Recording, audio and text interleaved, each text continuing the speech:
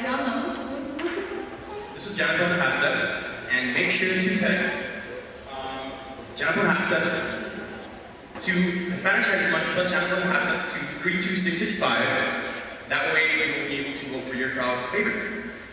So, I don't know if you guys got it. Text 32665, and you're going to text Hispanic Heritage Month and the title of the performer that you like most. Okay?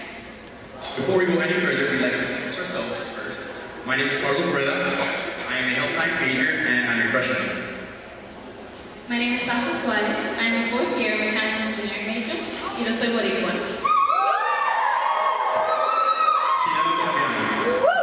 We'd also like to introduce our wonderful judges. We have our first judge is Shantae White, the Assistant Director for Student Activities and Involvement. Our second judge is Dr. Mihuko Tsutsui from the School of Music. And Carlos Usuaria from the School of Dance and Theater.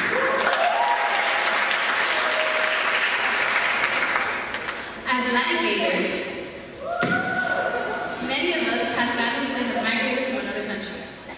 Our next performance is going to tell us a little bit about the hardships that these Latinos face coming to America for a better life. Please give a round of applause for HHM Paneto with Dream Act and Immigrant Students. Let's go.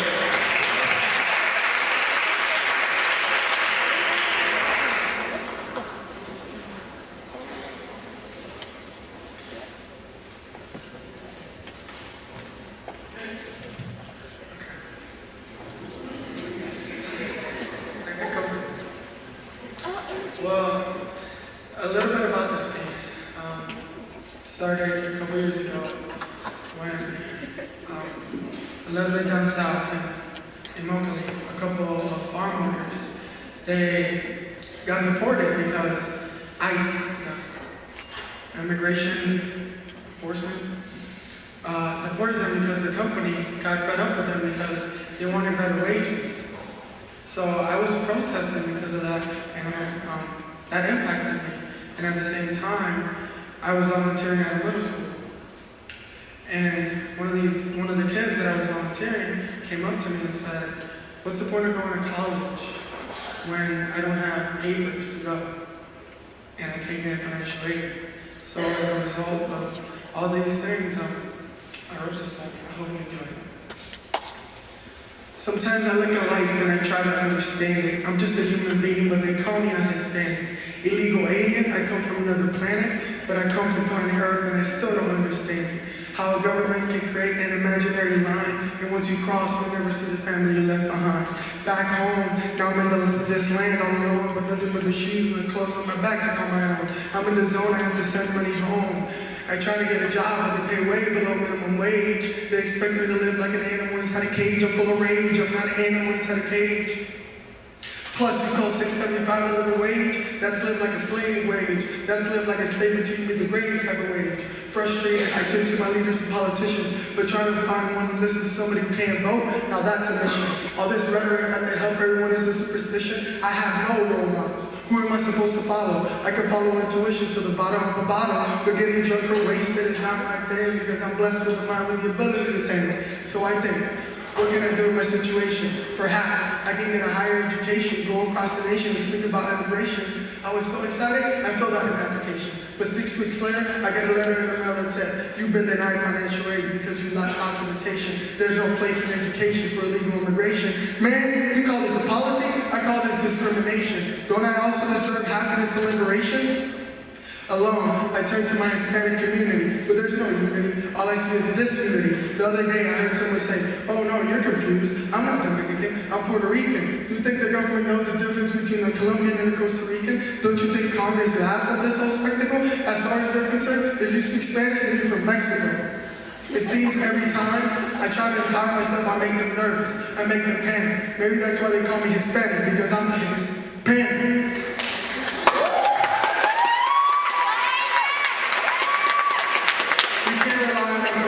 We are our own authority. We're not the minority, but the unseen majority. Only if we come together as people, we'll let this government know that something as beautiful as us can never be illegal.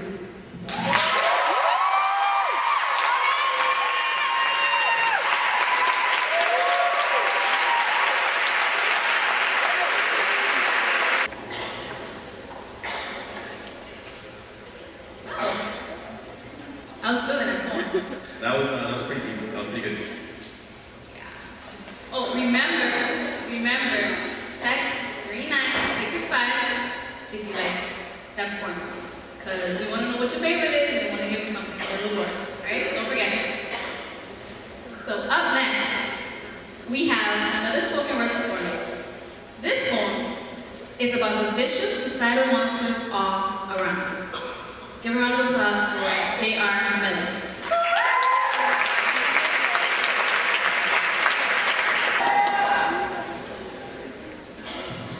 You guys hear me?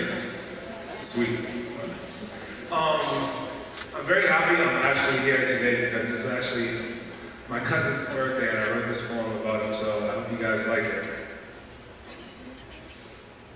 When we were younger, my cousin Matthew and I used to hide from monsters. They were the creatures that lived in our closets and under our beds, the crawl space of darkness, but most of all, inside of our heads. So we used to be careful to tread ever so lightly in the middle of the night to not be caught by these monsters that we thought were so real to us. We even gave them names like Gruloks and Dregamons. Gruloks were monsters that control the wind and they abducted children in the middle of the night. Dregamons were creatures with shape-shifting skin they ever so carefully sucked out of your life. So we used to wait until the breaking of dawn, the waking of light, and would frighten all the monsters away and console our childhood frights. In the daylight, we could play. We could always play. Until one day, one stray bullet cracked lightning into the air and viciously ripped through a shirt, pierced skin, and collapsed the lung of my little cousin Matthew. And it was as if the angels had carried him down and placed his beautiful silhouette on the hot, hard ground. And his body looked so frail when his mother elevated him for a final kiss. That's the moment I realized that our childhood monsters did not exist. But real monsters have nails and not claws. One mouth that's used for eating burgers and not children. 2 legs and 2 arms and a heart that pumps red blood through veins and arteries. Human eyes that he used to see, they look just like me. These are the creatures that drove cars, had homes and slept in beds, had children, made dinner, and when they were cut, they bled. So not only did I have to face with not only Matthew not by my side, but daylight could no longer protect me from the monsters that were all around me, and my own terror tied and bound me, and there was no place to hide. My childhood was spent living in fear, days clutching cell phones like swords as I waited for the monsters to appear. But I think the angel of Matthew watched over me and had hope for me that hopefully I would survive to see all the things that he should have seen if he was alive. So I learned to live for him. I learned to laugh so loud it shattered fear and dance with enough life that I would crack open the earth and I could hear hell asking for mercy, and it sounded like terror. It sounded like a million screams that began to drown. It sounded like the silence, the drop of sweat as it began to drip down on the brow of my friend at the shooting range. Every time he pulled the trigger, with enough vigor to take his breath away after every shot, which landed in the form of dots on a silhouette that reminded me of Matthew. That's when I realized that the black shadows were shaped like people, and each silhouette was the outline of a life. And my friend was practicing how to take them, and I was standing in a training ground for monsters. And so I became a monster. I ripped him to pieces with the pieces of an inconvenient truth. The last silhouette I saw was the silhouette of my cousin Matthew, a child in his youth. And it was as if I spoke Matthew into existence, his story tearing off the tip of my tear-soaked tongue out of my heart that seemed to beat so still. With the lost lives of silhouettes, my friend who was training to kill, to hit, to rape, or even to push. McVeigh, Dahmer, Hitler, and Bush were all at one time kids that hid from monsters. Real monsters have nails and not claws. One mouth that's used to eating tacos and not souls. 2 legs and 2 arms, and a heart that pumps red blood through veins and arteries. Human eyes that are used to see, they look just like me. These are the creatures that had homes, drove cars and slept in beds, had children, made dinner, and one day were cut, they bled. And it's so hard to know what creatures to trust. But the real monsters look so much like us. Thank you.